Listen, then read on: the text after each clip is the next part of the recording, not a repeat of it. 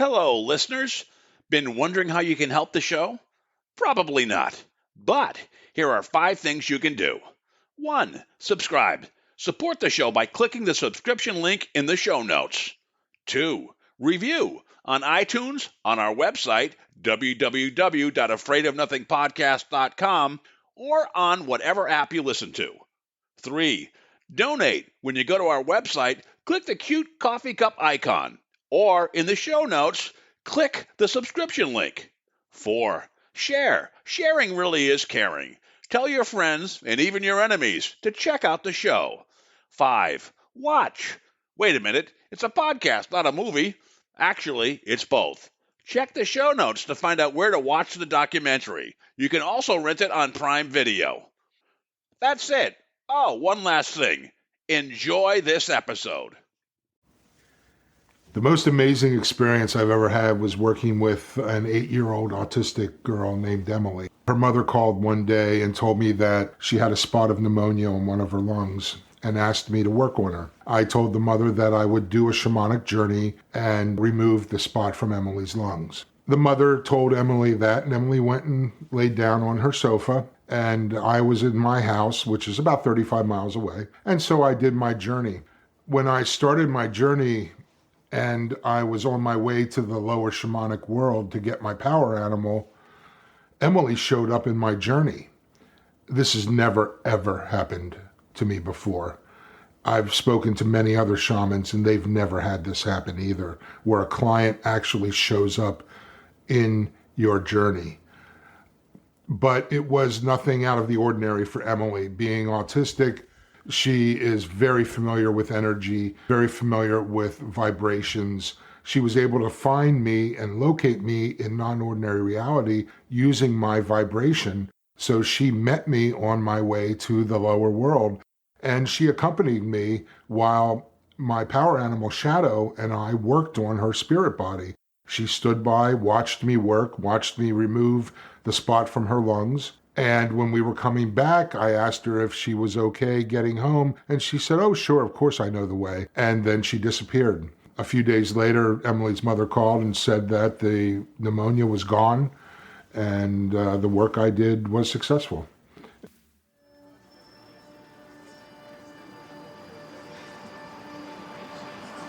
In a world where nothing is known, nothing is certain, reality is not real.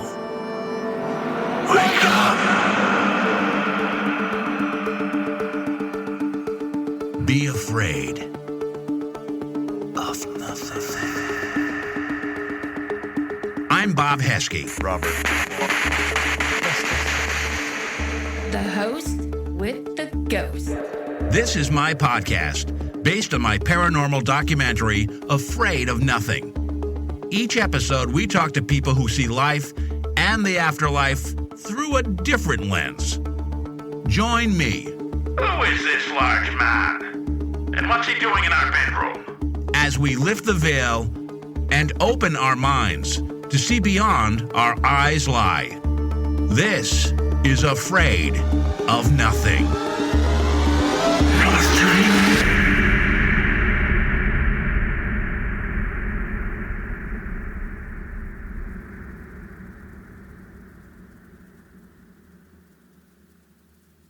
Welcome to the second episode of Afraid of Nothing, or should I say, Little Frog the sequel. Today we bring back shaman Brad Hudson, also known as Little Frog. Brad is a shamanic healer, teacher, multidimensional energy healer, ordained minister, and a best-selling author on Amazon. His books include The Truth About You, Who You Are and Why You're Here on Earth, Shamanic Depossession and Other True Healing Miracles, and Vision Quests, True Stories from the Wilderness. Brad's website is www.littlefroghealing.com. In episode 1, we talked a lot about Brad's specialty, demonic depossession. In this episode, we'll step back to discuss Brad's journey to become a shaman. And here we go. Hey Brad, welcome back. Hey Bob, thanks a lot. It's great to be back. In our first episode, we talked about demonic depossession and how you use divine love to put the dark entities in a ball of love and send them off on their way. I think we got a lot of great stuff on that. I think I wanted to talk about today, I want to step back and kind of talk about your shamanic journey, if that's okay. Absolutely. There's a great story about how you first became a shaman and how you got your name Little Frog. You mind kind of telling us where it happened and then how you became to be who you are today? Yeah, absolutely. I was going through some very unsettling times in 2012 when I was 55 years old. After trying a multitude of different things, psychic work, medium work, I landed on shamanic work, and it just clicked. It was amazing. When I took the Foundation for Shamanic Studies Basic Weekend Workshop course in March of 2012, I told the instructors at the end of the weekend, I thanked them for a wonderful weekend. But I said, you didn't teach me anything, but you helped me remember everything. So I found that I had been doing the shamanic work in many, many other lifetimes, and it came so naturally to me. Shortly after that, I was directed by my spirit helpers to the webpage questforvision.com, which is a gentleman by the name of Sparrow Hart, who lives in Vermont, and he leads vision quests across the country. So I felt very drawn to this vision quest, and I signed up for the August quest, which was held in the Green Mountain National Forest of Vermont. We had a group of, I think there were 8 of us that went out to the base camp, which was, I think we were about 4 miles from the nearest road. And from there, we each had to find our power spots where we would spend 4 days and 4 nights alone with just a filtration a filtration system to get water out of the streams, a sleeping bag, and a notebook and pen. It was an amazing experience. And when I left the base camp the morning of the first day, I noticed as I was hiking that there were tiny little frogs everywhere. And I mean, just everywhere. I had to be very careful I wasn't stepping on these things. I started talking to them and I said, I'm just like one of you guys. I'm just this tiny little human in this big world full of billions of humans. And I'm just trying to find my way, just like all you little frogs are. And suddenly I heard the voice in my head. And when I say the voice, I mean like in capital letters and quotation marks. And it said, your medicine name is Little Frog. And I stopped dead in my tracks. I looked up at the sky and I went, really? Little Frog? It's not soaring eagle or running bear or charging buffalo. I mean, I'm 6 foot tall, almost 300 pounds. And I mean, I'm a big guy. I'm bald. I look like a biker. Now my name's Little Frog. And that was the beginning of my learning that spirit has an incredible sense of humor. Yeah, and it's stuck with me. And that's how I am, of course, now known as Little Frog. Now, Brad, when you were doing that vision quest, were you fasting during those 4 days? I mean, they gave you water. Oh, yeah. Gave you food? Okay, wow. Yeah, you don't eat anything for 4 days, and the reason behind that is that you hallucinate after a period of time with no food. And especially if you can keep yourself up at night and you go through a sleep deprivation experience as well, you can do some serious hallucinating without any kind of psychoactive drugs. And it's a way to focus. Most of the people that go out on vision quests go because they are experiencing problems in their lives. There are serious things that they need to think about and figure out. And there's no better way. I mean, today's society, we're so connected. We have so many damn electronic gadgets with us all the time. And people expect, they text you and they expect to hear back from you in 30 seconds or less. And when you get out into the nature and you're completely alone, you only have water at your disposal, no food. It's incredible the transformation that takes place. At the end of those 4 days, I didn't want to come in. I was so comfortable being by myself that it was a real letdown to come back to reality. We as a civilization have lost our connection to nature. I believe that 75% at least of the people in our world are so wrapped up in brick and mortar, concrete, they only see nature through windows. they don't get out. When you live in a city, where can you go and experience hundreds and hundreds of acres of nature and wildlife? Was this like in the spring with like mosquitoes and bad rain, or was it the summer? I believe, if I remember correctly, it was late August, early September. It was scheduled so that we missed a particular fly hatch, which would be rather annoying. But yeah, you're at the mercy of everything out there, because again, it's just a sleeping bag and a notebook. And we did have a tarp that we could, like a 10 by 10 tarp that we could put up in the trees to try to give us some protection from rain. And of course, it did rain one night. It just poured starting about 1 a.m. I remember the spot that I was in, it was very difficult to get my tarp up because I didn't have much to tie it to. Of course, the one place where it leaked was directly above my forehead when I was lying in my sleeping bag. And it was incredible. I did not get pissed off about that. I remember lying there, looking up at this stream of water pouring on my face and laughing and going, of course it's raining. I'm on a vision quest. It's gonna rain. And it rained for 3 hours. I got soaking wet, and it was it was a difficult experience, but the sun came out in the morning, and I dragged my stuff out of the woods into a clearing area where there was like a big swamp, and laid it out on some rocks, and it dried out. Everything was fine. But that was a test from Spirit to see how I would react. There's no question about it. I hate being cold and wet, and I was very cold and wet that night, and it didn't bother. It's almost kind of like a cleansing of the mind, body, spirit, everything, and it's almost a little bit of a rebirth too, is it? Yeah, it sure is, Bob. I mean, you hit the nail on the head there. I was there to further my connection with Spirit, but the people that came in with serious life problems at the end of those 4 days came to decisions that they probably would not have been able to make if they had not taken the time to escape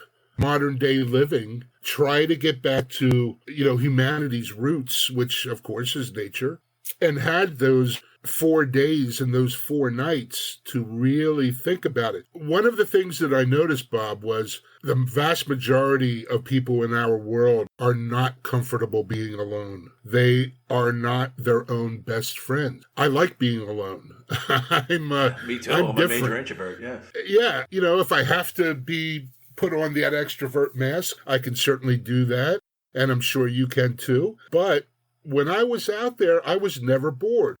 I always found something to do, something to look at, something to write about. I filled, a spiral notebook with observations during those 4 days. The amazing thing the really amazing thing that happened to me during this experience was on the 4th day, when every day I would come out of the woods and into this clearing where it was, as I said, very swampy. And there were only jagged rocks to sit on, not very comfortable. And then everything else was, swampy grass and all that stuff. I had just spent 3 days in that clearing, and I thought I knew that clearing pretty darn well. Well, I came out of the woods the morning of the 4th day, and something glittery caught my eye. I saw something out of the corner of my eye that I hadn't seen before. And I made my way over as close as I could get to this one particular area, and there was a bouquet of happy birthday balloons with streamers that had fallen out of the sky. They were purple and gold. There were a dozen balloons. I swear they had not been there previously. And the message that I got was that was Spirit congratulating me. I did a second vision quest in 2014 in the Valley of the Gods, Utah, which is the Four Corners area of Utah, where Utah, Arizona, New Mexico, and Colorado meet. It was in the desert. It was 110 degrees. It was in May. We had to carry our own water in that time, which water weighs a lot. We each had to take about 10 gallons with us for the 4 days. And it was just me and the scorpions out there. I'd wake up in the morning and there'd be scorpions all around my sleeping bag. And, I always looked at them as my protectors. I didn't look at them as anything nefarious or evil. They were taking care of me. They were about the only wildlife that I saw because everything was just red rock, just desert. Did you write, like I was going to say, did you write in both Vision Quest? And if you did you use that for any books that you've written that are available on Amazon? I know one was about Vision Quest, another one was about kind of why we're here, a third one was on depossession. Yeah, the my Vision Quest book is kind of a detailed account of both Vision Quest experiences, which is called Vision Quest's True Stories. I think it's True Stories from the Wilderness. I haven't looked at it for a while. But it is available on Amazon, the Kindle edition. It's also available as a paperback. It was important to me to get that information out to people, and the people that need it will find it. Now, that book you wrote, you gave me a book a while ago, the first one about, what was the title? It was about why we're here, or your purpose, something like that. The truth about you, who you are, and why you're here on Earth. Yeah, that was a pretty eloquent writing. I mean, it's not a long book, Thank but you really summarize things in a very simple way. I was just curious. The Vision Quest was very formative for you in your shamanic journey, but you had an epiphany, and it seemed to be in that book. When I became awake, Bob, the spirits told me I was on the fast track, and they weren't kidding, because within 2 years I was practicing healing and doing serious depossession work. In my first year, I was guided to buy about 500 books, all concerning shamanism, healing, ETs, aliens, TCM, traditional Chinese medicine, just everything you could possibly imagine about spirituality. And I read damn near every single one of them. Interestingly enough, I found out that I could distill my library of 500 books down to about 12 books that really were important and worth having, worth reading, and worth reading over and over again. That it was important for me to share with other people. And that was the impetus to write this book. And basically, I start out with information from the book Journey of Souls by Michael Newton, who is a California psychiatrist. He spent 50 years doing past life regression work with clients, and he noticed that every client, when they talked about what happens in between lives here on Earth, has the same description of where they go. So our true form is just balls of energy. We're just energy consciousness. Our entire universe is made of energy. So everything has a frequency, everything has a vibration. That's why the primary law of our universe is the law of attraction. That states that thoughts are things, and our thoughts carry a vibration. Every single one of us is responsible for our own reality. We create it through our thoughts. And not only, people don't like to hear this, but not only do we create the good things, we create the bad things too. So, backing up just a little bit, when we are in our true home, which is the fifth dimension and up, fifth dimensions are merely a state of consciousness. And I'll give you an example, death. Death is something that humans do not understand because we are scared to death of dying. Pardon the lousy pun. But death is a seamless transition from this third dimension into the fourth dimension. And the fourth dimension is our transitory dimension before we go home. And when everybody talks about going to the light, that is the tunnel, so to speak, that takes us home. And I'm not a physicist, so I can't explain how that kind of stuff happens. But when we die, our human body ceases to function. We immediately stand up. We close our eyes in the third dimension, and we immediately open our eyes, and we're in the fourth dimension. And we are perfectly healthy. We have a perfect body. And yet we're standing there trying to get the attention of all the humans that are doing stuff with our dead human body. And of course, nobody can hear us. Nobody can feel us touch them because we're in the fourth dimension. So Brad, quick interjection if you don't mind. So the fourth dimension, is that where ghosts and the paranormal reside? Absolutely. And all a ghost is a human who died and did not make the full transition home to the fifth dimension. Now, there's reasons why they will stick around this earth. I know for me, I don't want to stick around. I'm out, when I die, I'm out of here. I'm looking for that light. But take the instance of a human who is killed instantly in a car crash and didn't see the other car coming. Maybe the person was broadsided. didn't see anything. Next thing they know, they're dead. But they don't understand that they're dead because they're standing there. They feel fine, but nobody will pay any attention to them. They can't figure out what's going on. They're not paying attention to the angels that are around them, ready to take them to the light. So they're scared and they immediately jump into somebody's spirit body because they feel comfortable in a human body. Now, there's other souls that don't leave because they're pissed off about something. Maybe somebody, a business partner, cheated them out of millions of dollars, or their wife or husband left them for somebody else. It's always some kind of negative experience that keeps these people here on the earth.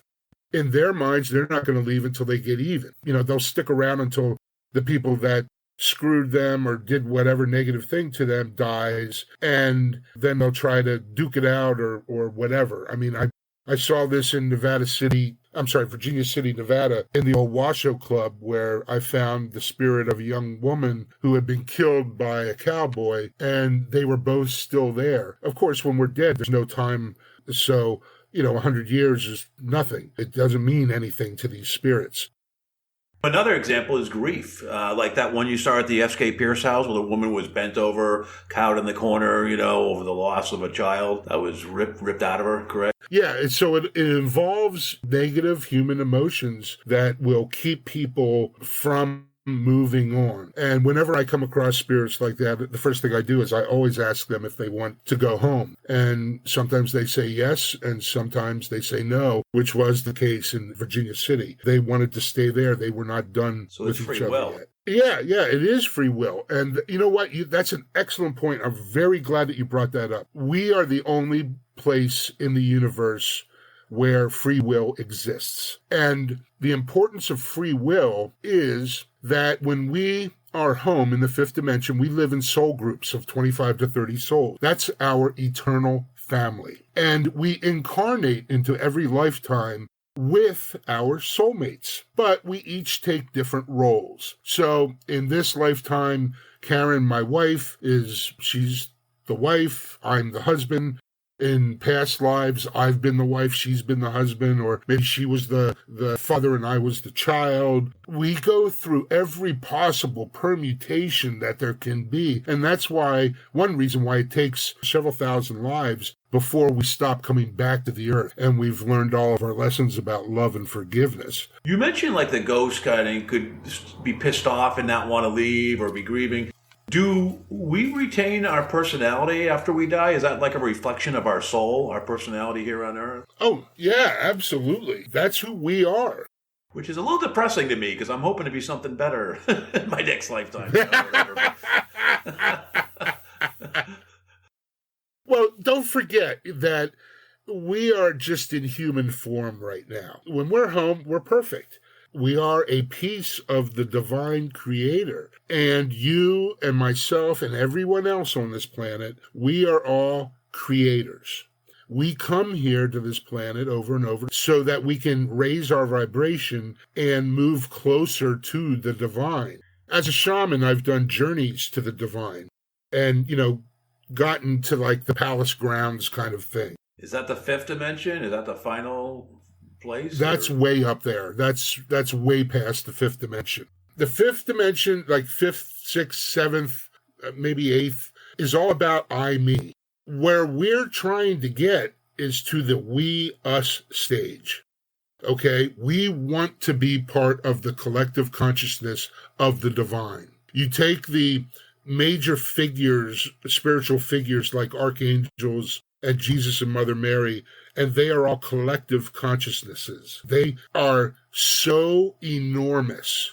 They can be thousands, millions of places at once because there are so many souls that make up that one being. The law of attraction was given to Esther Hicks by a collective consciousness named Abraham. You have the Seth books from the 60s written by Jane Roberts, who was a student, I think, in Ithaca, New York. There was some place in New York. And anyway, she channeled this collective consciousness who called itself Seth. And she wrote many, many books of Seth's teachings. because he explained how the universe works from point A to point Z. And they're very comprehensive, very involved.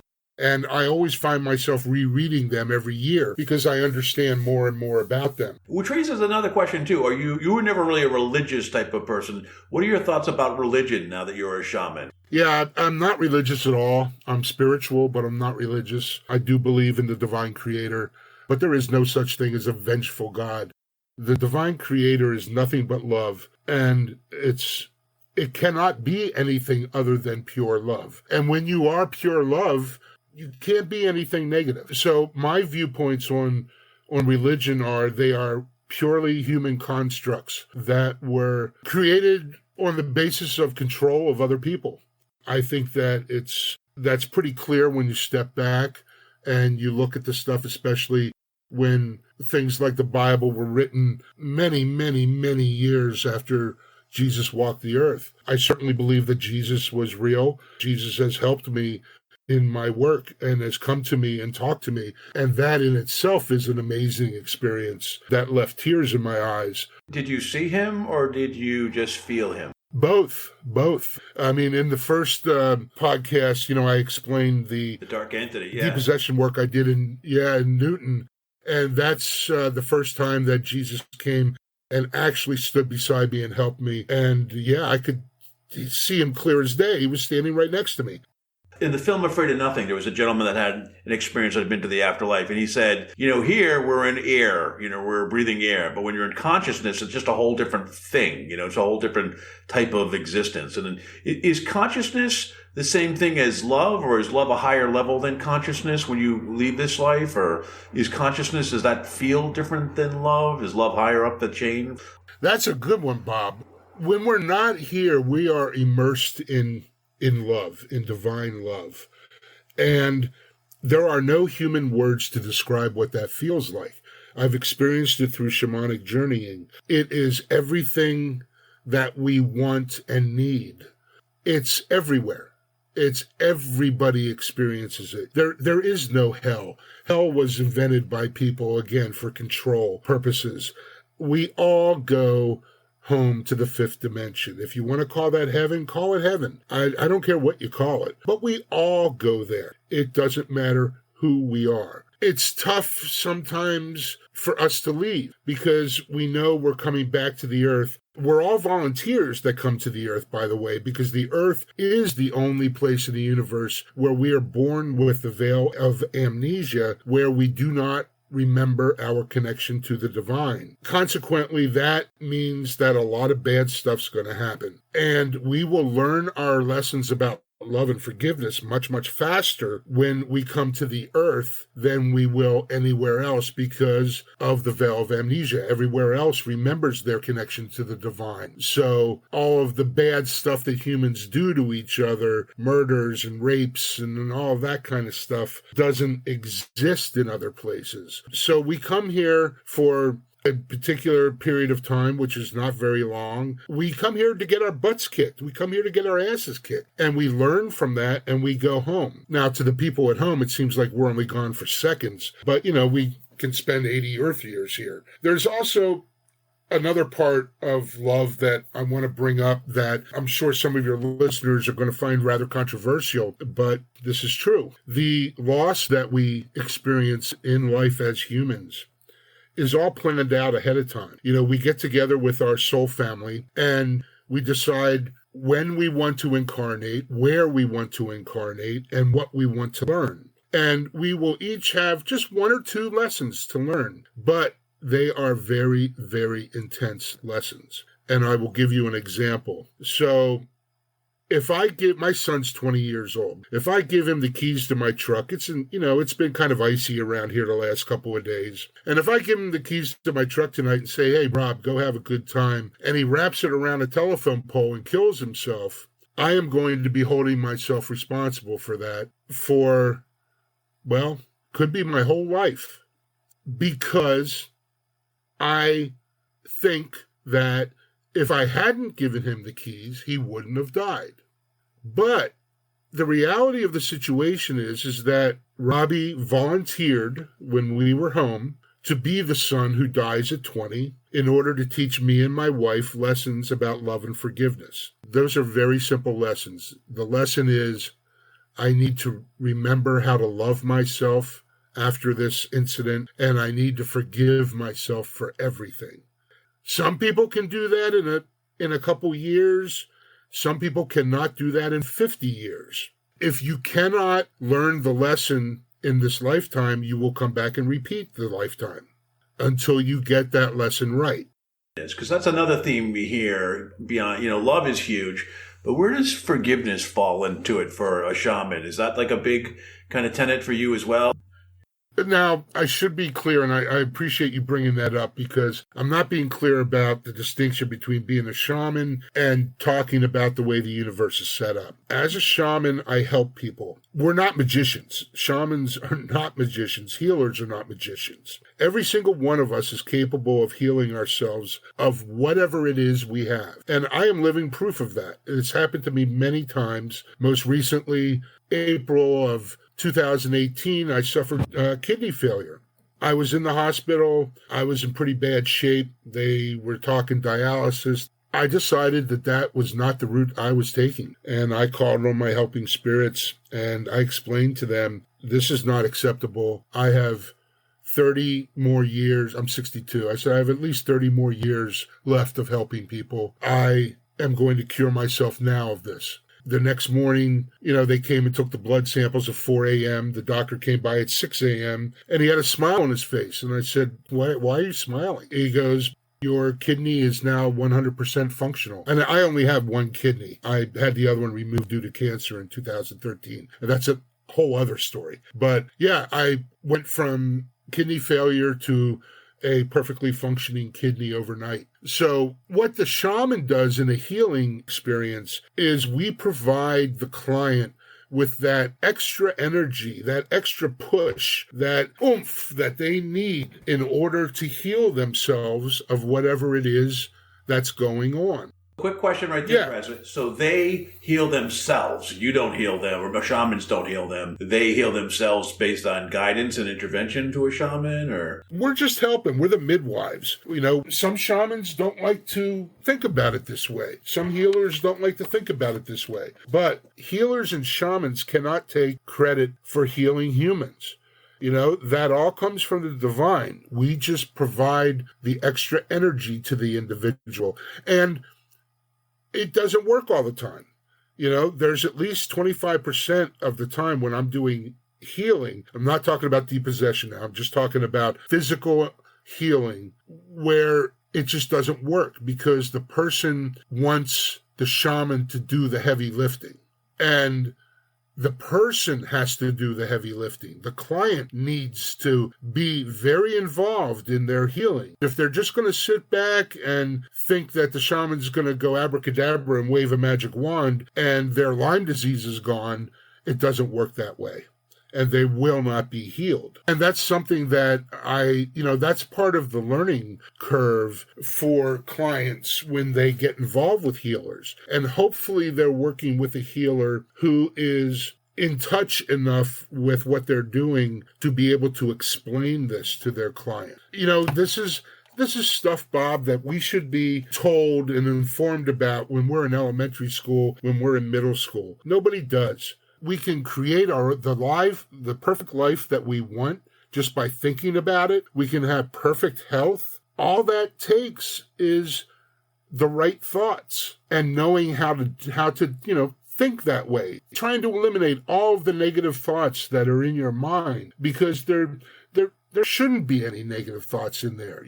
We should love our brothers and sisters on this planet and like Rodney King said, everybody, paraphrase him, everybody should just get along. If we did, this would be a totally different place. Money is something that is always on everyone's minds. You cannot manifest money by thinking about the lack of money because the universe responds to our vibrations. When you are in a tough financial position and all you're thinking about is where am I going to get the money to pay my rent? Where am I going to get the money to pay my car payment? Where am I going to get the money to pay for my medicine? Where am I going to get the money to pay for my food? Where am I going to get the money to pay for my child's diapers? you can only put out one vibration at a time. And when you're doing that, you're putting out the vibration of lack of money. And so the universe, all that's picking up is, well, Brad is just talking about lack of money, so that's what he wants. We'll make sure that he has a lack of money. You mentioned how people, when to heal themselves, so they're involved. Is that true when you remove dark entities from people, that they have to expel the entity out too in some way, or is that a situation where a shaman will do the dirty work for them? The way that I'm talking about healing now does not apply to depossession work. Okay, that is very specialized work that you should never undertake unless you know darn well that A, you can do it, B, you're not going to harm the individual, and C, you can clear yourself if something attaches onto you as a result of your work. And very few people can do that. I know of maybe 5 people in the world that can do that like I do it. And I don't say that from an ego standpoint. I say that from a very sad viewpoint, that I wish there were more people that could do this, because easily 60% of our population is walking around with attachments. It's a darn shame. I want to help all of them, but I'm just one person. You actually did, though, at the screening. A question, I don't know if it was Sam Baltrusis, the paranormal author, who's also a medium, or someone, asked about what is your recommendation to clear themselves from attachments after they leave a haunted place.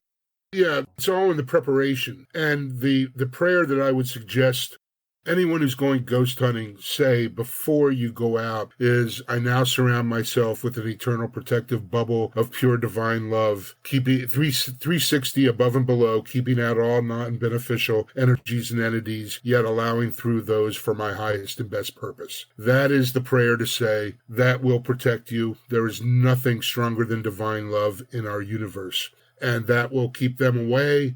And if you feel that something is starting to latch on to you, by all means, invoke the prayer. And all you have to do is just visualize yourself standing inside of a bubble, a white bubble, or divine love is actually pink. So if you envision yourself standing in a pink bubble, that will protect you. And it's as simple as that. That's interesting. I know divine love's pink. Is there other colors on this, auras that we should be aware of, or like purple? I see purple a lot. I don't know what that means, but purple is the color of our crown chakra. That is certainly related to the divine. So, but I don't know in what the context is in which you see that. When I was having Reiki done on me and clearing and stuff, I saw purple, like blasts of purple. Oh yeah, of darkness. Yeah. Reiki will do that to you, sure. Hey, we're getting to the end. I just want to ask a couple quick questions, and if you don't mind. You said you read like 500 books and there were like 12 keepers. Are there any books that you'd recommend strongly that people read? Yes. To find out about our true lives, read Journey of Souls by Michael Newton, Newton. You need The Law of Attraction by Esther Hicks.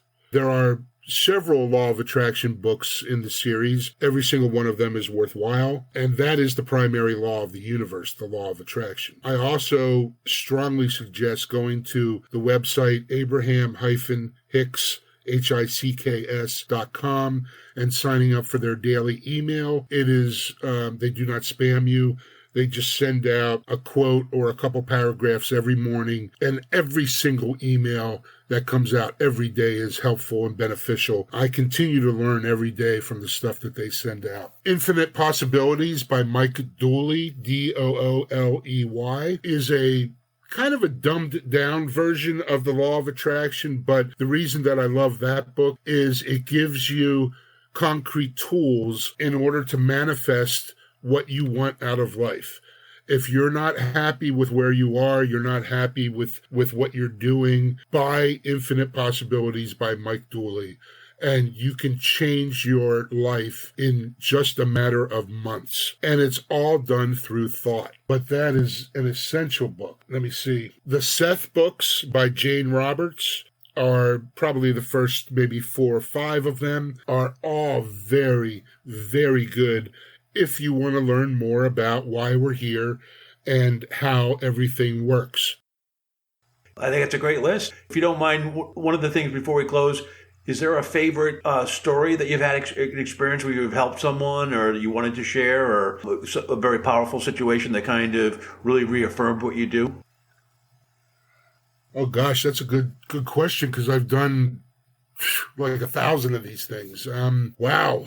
One of the experiences that meant the most to me, and I touched on this in the first podcast, Bob, was a doctor who came to me about 4 years ago, who lost his medical license and was living in his car, did a depossession on him. He got, he reverted back to his regular personality because he had very serious anger issues, and that's why he was lost his license. And he worked his tail off, and within 2 years, he had his medical license back. And he has come to me and said, Brad, I want to be part of any healing center you set up because, I get it now. I get that medical doctors do not lend any credence whatsoever to what you do, yet I am living proof that this works. And I want to be able to help other people as a medical doctor, along spiritual lines. And I think that was, one of the top 5 most rewarding cases that I've ever worked on, because that is, there's a person who's now back out into the population, making a difference every single day. And with the knowledge that, hey, there's more to it than just prescribing drugs and throwing prescriptions at people. There's a lot more to healing.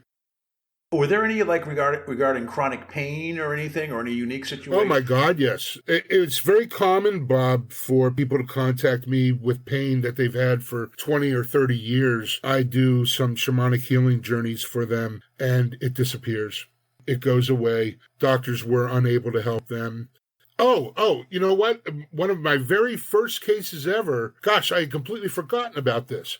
This involves my prior life before I did shamanism full time. I had a concert merchandising company where I would do licensing deals with bands around the world, and I had a factory in Dover, New Hampshire, and we would print their T-shirts and provide them for the bands to sell on tour and sell them to stores and all sorts of stuff like that. And I had a prominent client, a band out of Canada. I'm not going to use the name because I'm sure they would give me permission, but I don't want to do it without their express permission. So anyway, the singer of the band was a female, and she was extremely sick.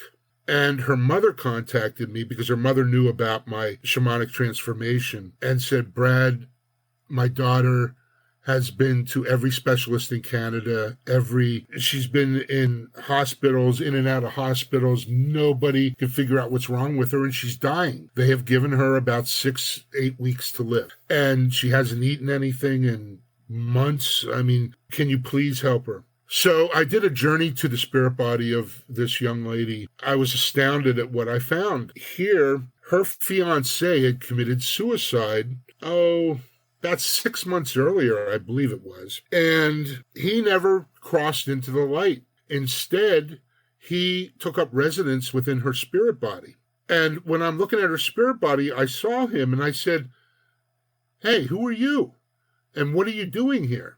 And he told me, and I said, do you realize, I said, you love her, right? And he said, oh, of course I love her. And I said, well, I need to explain something to you that you may not understand, and that is, by taking up residence in her spirit body, you are sucking energy out of her, and you are slowly killing her. I said, you don't want to harm her, do you? And he said, oh my gosh, no. And I said, well, then what we need to do is get you to the light, cross you so you can go home, because once you are crossed, you can always come back and visit your fiancé, but you will not be harming her in any way, shape, or form. I said, does that sound okay to you? And he said, well, yeah, nobody ever explained that to me before. So I grabbed him, and my power animal and myself took him to the light. His relatives were standing there waiting, and we left him on the ledge and saw him disappear into the light. And I reached out to him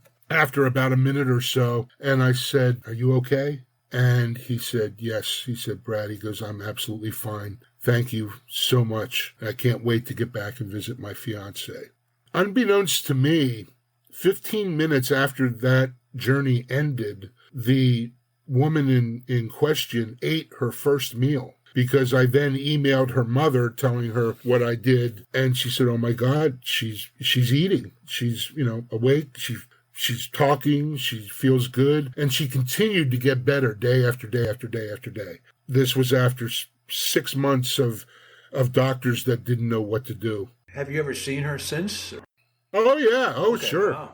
I'm still in touch with her, and I actually had to do some further work on her a couple years after that, but it wasn't anything real major. When those things happen, Bob, it's the most fulfilling work in the world. I was able to help this young lady get her life back, and she's doing great. I can't come up with words to tell you how incredible that makes me feel, that, she now has her entire life ahead of her. That's the kind of work that I do on a daily basis. And it's, I don't advertise. I don't make a big deal out of it. In fact, the only time I ever talk about it is really, when I'm doing interviews like this. And what will happen is people will listen to your podcasts. Things I say will resonate with them, and they will contact me directly, tell me they heard me on your podcast, and then tell me about the problems they need help with. I certainly hope so, Brad. I mean, that's a great place to end. And I know we did at the end of the first podcast, but just let us know how they can reach out to you. What's the best, they listen to this podcast and they want to connect. Is it email or a website? It doesn't matter where you are in the world. I can work on you anywhere. Most of my work is done remotely. I have clients everywhere, in Europe, in Scandinavia, in Africa, all over the place. So it doesn't matter where you are. My website is www.littlefroghealing.com. My email is littlefroghealing@gmail.com. And my cell phone is 978-590-0186. I'm in the Boston area, so I'm on East Coast time, and you can reach me via phone any day of the week between 10 a.m. and 8 p.m. And I encourage you to call me with your issues and see what I can do for you. And you will feel it in your heart chakra if you listen to this podcast, and know that if you're wondering if you need to contact me or not, just listen to your heart chakra. And if it feels good there, that is your higher self telling you, yeah, Brad can help you. And I'm happy to do it. Thank you for all the time you've given me. This is a great way to start my podcast. Well, Bob, I just can't thank you enough. Thank you for putting me in your documentary and all the help that you've given me over these last few years. You're a very valuable friend. I treasure our friendship, and I wish you the best of luck with your podcast. Thank you so much, Brad.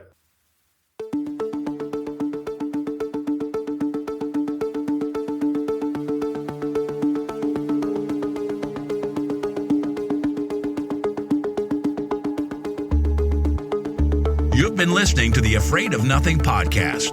Please subscribe and like us on Facebook. Until next time, stay scared.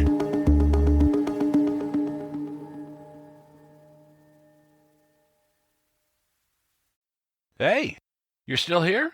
Great. Then why not listen to another episode? Visit AfraidOfNothingPodcast.com to peruse all the shows. That's AfraidOfNothingPodcast.com. And while you're there, click the coffee cup icon to buy me a coffee and leave a review. I'll give you a shout out in an upcoming episode, and the world will know how swell you are.